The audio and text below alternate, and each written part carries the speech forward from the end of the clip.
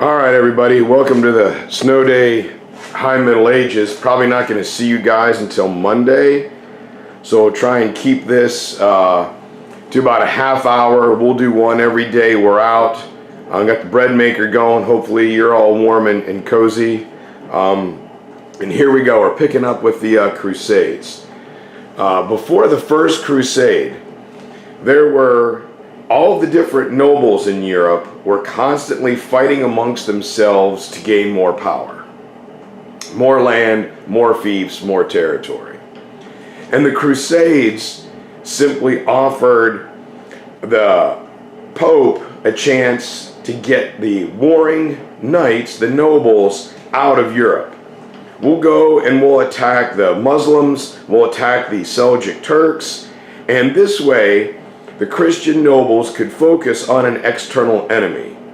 The other bonus to that is that it gave the people of Europe, the peasants, a chance to catch their breath. There wasn't always the constant fighting and warfare and disease. So plus, the Pope could focus the knights on an external enemy, somebody who looked different, somebody who spoke a different language, and they worshiped some guy named Allah, not God. The other thing is that Pope Urban really wanted to try and heal the division between the Eastern Orthodox and the Roman Catholic Church. And the third key about the Crusades is that some nobles also realized they could leave Europe and become wealthy. Maybe they were small minor knights. Maybe their older brother got the bulk of the land and the territory. But if they left, there was a chance for them to get riches. So this attracts a lot of younger knights and small-time nobles itching to prove themselves. Now, all that aside, wealth and power and getting the people out of Europe is fine. But the primary reason and goal for the First Crusade was religious devotion. People really believed in what they were doing. And it helps that Pope Urban II was one of the strongest popes of all time. And he issues a thing known as a plenary indulgence. And the plenary indulgence simply means that you get totally forgiven for all of your sins should you die on the battlefield. So if I'm fighting these icky Muslims, whatever I do is okay because the Pope gave me a plenary indulgence. And so thousands and thousands of crusaders are going to leave France and Germany and Italy, and they're going to make their way. They stupidly go over land. I have no idea why they did this. I would have gotten to a boat in Marseille and zipped over to Constantinople, but they go through the very difficult terrain of Eastern Europe. And they get there, and they gather in the city of Constantinople, and the Knights of the First Crusade are able to accomplish what no Byzantine army up to this point could. They not only drove the Muslims back, the Seljuk Turks, but they defeated them. And in July of 1099 AD, the city of Jerusalem was liberated. Now, there are 8 Crusades. However, only the first one was successful. All other subsequent Crusades falter. The Knights, for whatever reason, will go from here. I don't know if you can see my little red dot on the computer screen, and they'll go overland through the depth of the Balkans. They'll go this way. The overland route. It's treacherous terrain. It's very difficult. And their behavior is going to shock Eastern Europe. The Third Crusade, the second most popular one, is where they leave France and they go over by boat. The Third Crusade is famous because it pits famous King Richard, the Lionheart of England, versus the great Islamic war leader Saladin. And so while the Crusaders are able to end the siege of Constantinople and liberate Jerusalem, their behavior was shocking to Eastern Europe. Right? The Eastern Europeans were cultured, all right? They used table manners, and they knew if there was 6 forks and 5 spoons, they worked from the outside in. Well, the Western European knights, their behavior was so bad. They were seen as barbarians. When they ran out of food and money, they didn't ask for it. They figured, well, back in Western Europe, when we need something, we just take it from a peasant. They were dirty. They were uncouth. And their behavior deepens the animosity, doesn't heal the division between the two churches, and actually increases it. And so, while the city of Constantinople was freed, and Jerusalem, immediately upon leaving Jerusalem, the Islamic warriors take it right back. And so militarily, the Crusades are not successful, but they were very, very beneficial for Western Europe.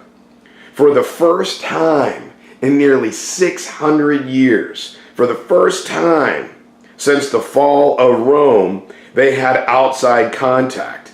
And they look around and said, oh my God, these people aren't drilling holes in each other's head to let out the evil spirits. They're not going to the bathroom in chamber pots and throw it in their drinking and cooking water. Oh my God, they can read, they can write. What have we been doing? So the Crusades, economically and educationally, are incredible for Western Europe. You ask me when I see you to tell you a story about the French knight and stitches, and also probably a story about William the Conqueror. So anyway, the knights are able to see these advancements in medicine and technology that had occurred while they were in the depths of the Dark Ages. While the Byzantine Empire in the Middle East preserved all that Greco-Roman learning and law. They had access to the Silk Road and Indian Ocean trade routes, so they had access to cultural diffusion. And finally, Western Europe will be reconnected to the global trading economy and everything they had been missing out on for the last 600 years. This will help Western Europe advance through the High Middle Ages into what we know as the Renaissance. And so what we have is something, it doesn't sound very big, but it was earth-shattering, and it will help end feudalism. During the Middle Ages, remember, towns tried to maintain a small population. We don't really want people to be over, 1,000. So less people than are in our high school, because that will attract attention. And feudal lords controlled and oversaw these villages and early townships. Well, after the Crusades, peasants and long-distance traders come in, and they bring back items from from Eastern Europe and from the Middle East. Things like spices. Oh man, if you put salt and pepper on some food, oh man, it tastes much better. And they're able to accrue large sums of money. So the old medieval castle towns, the ones out in the wilderness where we are playing hide and go seek, start to fall in importance, and it's new trading cities and new trade towns that become important. Crusaders bring back luxury goods, silk, salt, pepper, cinnamon, curry, you name it, porcelain. And it is the trading states, the Venetian trading states in southern Italy, that are able to use the sea to bring large quantities of goods and bring them back to Italy. Well, now overland traders are able to come from the Holy Roman Empire and head down there. And so new towns and townships are created where we have skilled laborers, iron workers, glass blowers, in like the video that we saw. And now the economy isn't solely based on farming.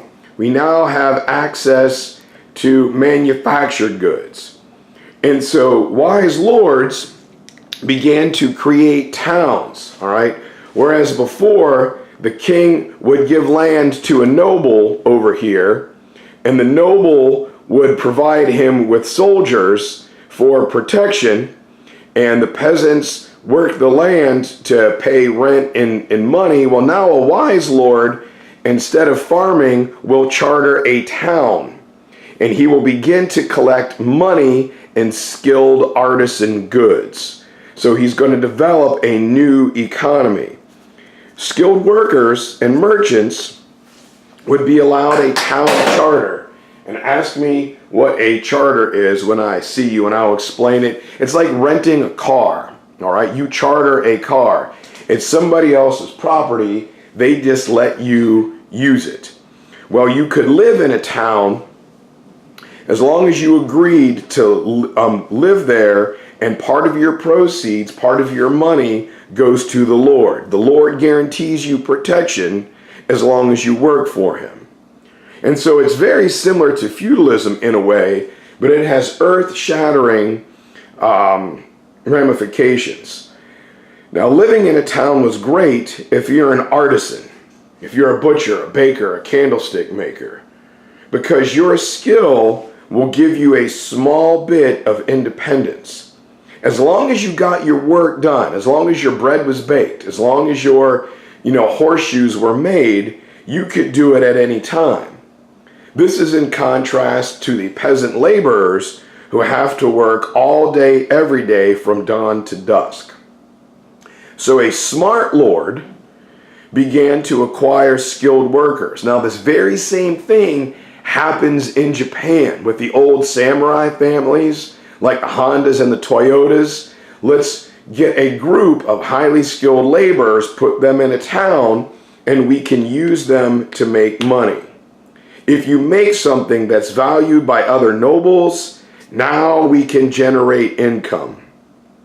So people who had a useful skill moved to these new towns because they realized their skill could provide them with money and a small bit of freedom. The saying was, a breath of town air is a breath of freedom. You're not constantly working all day, every day. And people realized these useful skills could provide them with money and a small bit of freedom. And now, for the first time in a long time, they can change their social status. A new class is going to be created. And this change is realized and recognized by the agricultural laborers. Well, why do people in towns get special privileges? So in order to keep the farm workers from whining and complaining and rebelling, the lords had to back off on them. He couldn't oppress them as he used to. And so this will eventually bring down traditional feudalism. Towns will be created, money will be generated, and that income will allow smart lords or knights or kings to field their own armies, making the nobles unnecessary. Now, when it comes to these merchants, all right, these new merchants, just like in China, merchants were disliked at first, all right? They were on the fringe of the established social network, all right? Well, who exactly are you? But pretty soon, because of the work they did and the risk that they employed, the nobility began to respect and in some ways even need merchants.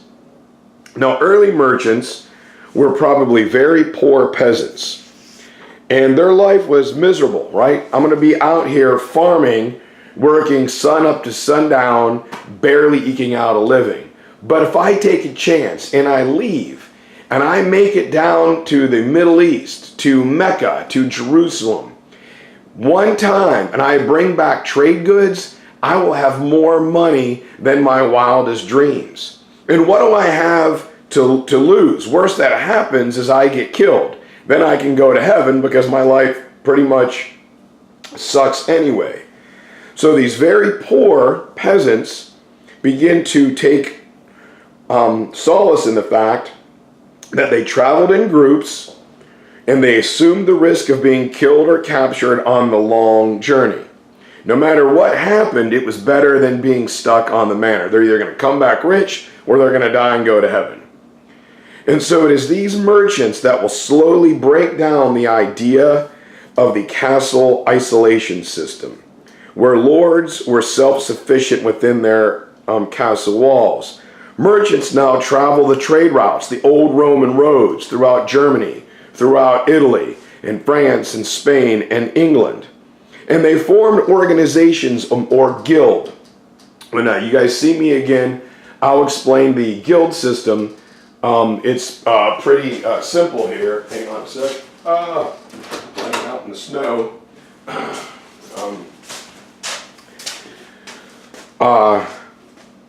Guilds, let's take a blacksmith for example. You don't want to have 25 blacksmiths in one of these new towns because there won't be enough work for everybody. So there was only a set limit of blacksmiths, one at the northern edge of town, southern, eastern, and western.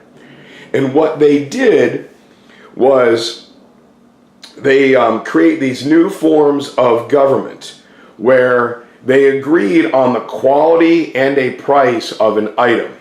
That way it ensured work for all of them. Right? You can't charge a really low price and put the other three of us out of business. We all agree to share the load. No one else could become a blacksmith in that town unless those four are agreed.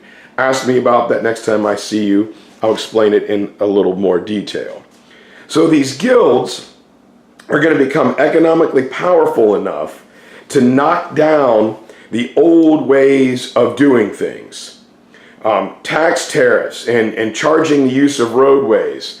Think of the old parable about the troll living under the bridge, and every time you tried to cross the bridge, you had to pay a toll. Kind of like going up I-77 through West Virginia. You're stuck in the middle of nowhere, and you got to pay $2 every 30 miles to go on their crappy little Interstate 77 through the middle of the mountains. Well, merchants said, no, I'm not going to pay a toll to cross your bridge. No, I'm not going to pay the tax to use your roadway. And if rich lords tried to force them, they would say, fine, we will let it be known that you don't want to do business, and we'll find a way around your town. If merchants and traders didn't come into your town, you were economically cut off. So new business had to grow, so the lords had to relent. And it is kings who began to use towns. They saw them as a source of income. If I charter towns, I let skilled laborers live there, they'll give me money. I will no longer need to give away my land to these feudal nobles to have an army for me. I can pay my own soldiers a salary so they are loyal to me. And so these merchants in new towns are going to lead to the fall of classic feudalism. And so around 1100, the old nobles who depended on this structure of feudalism are smart enough to merge with the new ruling class of nobles. The new nobility are these original long-distance traders and merchants who've now become big businessmen. Right? They went on Shark Tank, they had a great idea, they invented Scrub Daddy, and now they're mega rich. Yeah, they were a peasant, but now they're wealthy. They're this new upper middle class. And as they began to get money, they began to get educated, and they realized that they had been suppressed for years and years and years. And now they want access to political authority. So the old nobles and the new wealthy merchants form what is known as the burgher class. And this burgher class combines the old money nobles who were rich from birth with those who had become wealthy by trading. And they form early versions of city councils that ran each town. And the people who lived within these towns for the first time in a long time began to think of themselves as free with a small bit of basic rights. We are entitled to basic rights and freedoms. And as I said, for the first time in centuries, upward social mobility is possible. So this is where those merchants form guilds that discourage imports. Right? Things that aren't made or controlled by them were not allowed in. So this leads to the relationship. We're almost done here. My voice is giving out. The relationship between the excuse me, it was the enterprising merchants who create this new social class and these new roles of government. In certain parts of Europe, these new towns were attracted to the king for a couple reasons. Number one, first and foremost, and we're looking at Sorbonne University in Salisbury here. I'm going to tell you about them in a second. In towns, there was a consolidation of educated workers and educated governmental ministers who remembered and understood Roman law. They were literate. As I've said a couple times, I think the king now had access to a large source of cash money reserves by charging taxes on the town he chartered. As a result, the king no longer has to give land to nobles in return for their services. And in exchange for money, the king now hires and creates his own army. He no longer needs a vassal to pledge loyalty to him. So this is where we get the beginning of modern nation states in England and in France, which will be tomorrow's story, plus some areas in Germany. New towns begin to thrive under a royal recognition. The King of Paris gives students free rights and privileges they never would have gotten elsewhere. And so it's the cooperation between the new towns and royalty that will destroy classic feudalism into the growth of modern nation states and national governments. Go, bread maker, go. And so, creation of schools and universities. During the darkness of the Dark Ages, it was the Jewish and Islamic scholars that saved Greco-Roman works of science and literature, Roman law, and they kept it alive in the Byzantine Empire and in the Middle East.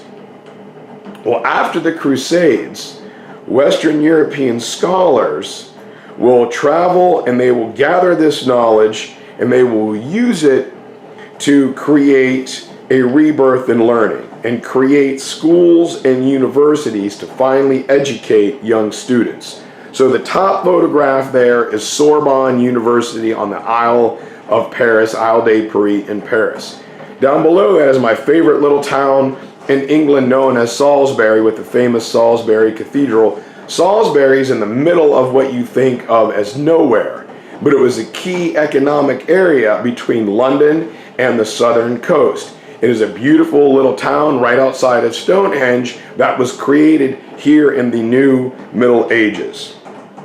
And why that is important is we begin to create these universities. The first one was created in the city of Bologna by Emperor Frederick Barbarossa, the Holy Roman Emperor. And it was the first organization of teachers who were called masters and students who had to undergo a curriculum, much like ours here in the high school at a modern university, to earn a degree. Local bishops of these early universities made sure the church approved of what was being taught. And so, thirsty for education, students were able to help form the curriculum and select their teachers. They were able to create the credentials necessary for someone being committed or considered a master. So I would probably be out on my tail if you guys had this chance, but oh well, you're stuck with me now, watching this on a snow day. And so the University of Bologna becomes the base model for universities that are going to pop up in Spain, Italy, and France. Some universities, especially in the South, focused on Roman law, while other universities, like in Paris and places like that, focused on theology and religion. Everyone had to take the old Greek liberal arts curriculum that had to be completed before you could advance. And it is a papal decree in 1179 that allows all non-religious people who wanted to learn to come and be taught for free. Cathedrals at this point only taught people who were going to work for the church. But the Pope says, no, if you want to learn, you can do this. You don't have to go into religion. We need educated workers in non-religious areas. And it is interesting that access to free education is what causes the Roman Catholic Church to lose their grip on higher education. By the year 1250, most universities are in a fixed location. Universities become synonymous with their town. Think about if you've been on vacation, you're wearing a Chapel Hill shirt, and people say, oh, where are you from? I'm from Chapel Hill, North Carolina. First thing they say is, oh, the university, or maybe it's the basketball team. So the town's identity is wrapped up in the university. When you hear the words Oxford and Cambridge, England, you immediately think of their two great universities. And so it's here that students and princes, kings and princes gave special privileges to the students in that town so they could recruit highly skilled workers. It's very funny. When you went in, you had to have a good foundation of Latin and well-rounded liberal arts scholar to earn a bachelor's degree, which took about 3 or 4 years, kind of like now. To earn a master's degree to become a high church official, you needed a master's degree, which took 2 to 3 more years, and then on-the-job training, which would take about 20 years. This was a long, difficult process. To be considered an authority and expert in a field, a person would need to graduate the university with the designation summa cum laude. And it is at this time, St. Thomas Aquinas, an advisor to one of the English kings, writes what's called the Summa Theologica. And it was considered to be the best written work on theology, incorporating all the traditional teachings of the Old and New Testaments, the writings of the missionary Paul, and their interrelationships. And when he was done, it was said that there was nothing more that could be learned in religious learning. And since St. Thomas wrote the Summa Theologica, and it ended religious learning at that time, we're going to end today's lecture here. Tomorrow we'll pick up with the guy that's on the screen now, William the Conqueror. And I think you're really going to like that story, and I'll see you guys again tomorrow. Later.